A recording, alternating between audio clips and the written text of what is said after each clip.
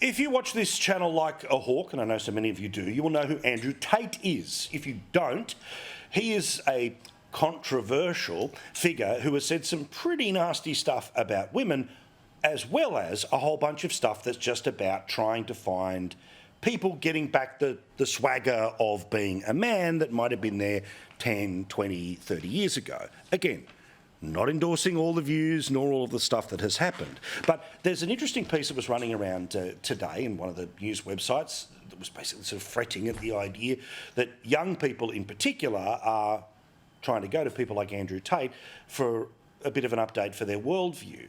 Now, I've got a theory about why they are.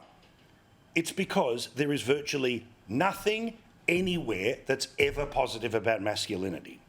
So you end up going off the beaten track into places like YouTube, and somebody who gives you the confidence that the rest of the culture isn't giving you becomes more attractive. Now again, do I support every word, everything? Of course not. But it doesn't surprise me that people want to find somebody who tells them how to build themselves up as opposed to what to be sorry for. See, Price, how far off the beaten track am I on this one? Well, you're 100% correct. And there are no role models that young men can chase down and read about and get involved in the things that they think. And look, like you, I'm not much enamoured with Andrew Tate. There's some things that he says that are completely off the planet that we don't agree with, but there are some things that he says that you can agree with. And young people go searching on their mobile devices for reinforcement about some of the things that perhaps they're not getting anywhere else. They may not be getting it at home from a strong father figure, but you know, you've just got to be careful of what your children are looking at. But I think your theory on why they're going there is absolutely 100% correct. Matt, again, we talk about this a lot as a dad of boys.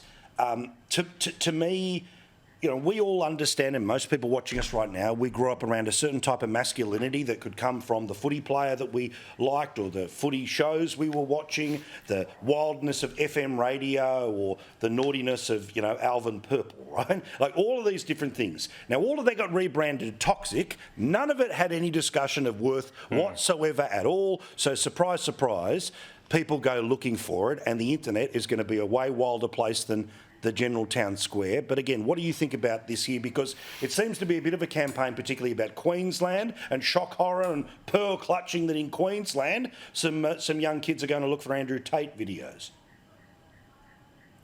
Well, you're right, Paul, that if people are made to feel ashamed at school and in other environments, they will search for meaning and purpose somewhere else, and that's the fertile ground that Andrew Tate has tilled. I've spoken to all my older boys about Andrew Tate. They know all about him, and I do think his worldview is fundamentally warped and incorrect.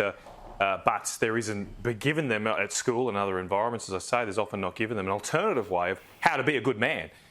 Because this is the basic problem here, is that you're just told that masculinity is toxic. Well, hang on, what does that mean? I've got no purpose in life. Can I ever find meaning? And we've got to find a way here. Every functioning society has a way of turning boys into men. In tribal societies, that's often done through a ritual process, where they're taken away out to the bush, etc.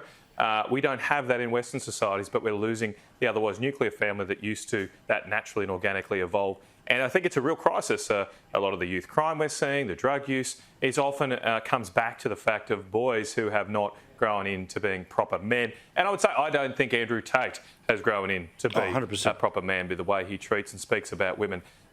So that's the real problem for us and challenge. One thing I'd like to put on the table is we should be doing a lot more to trying to get men into teaching.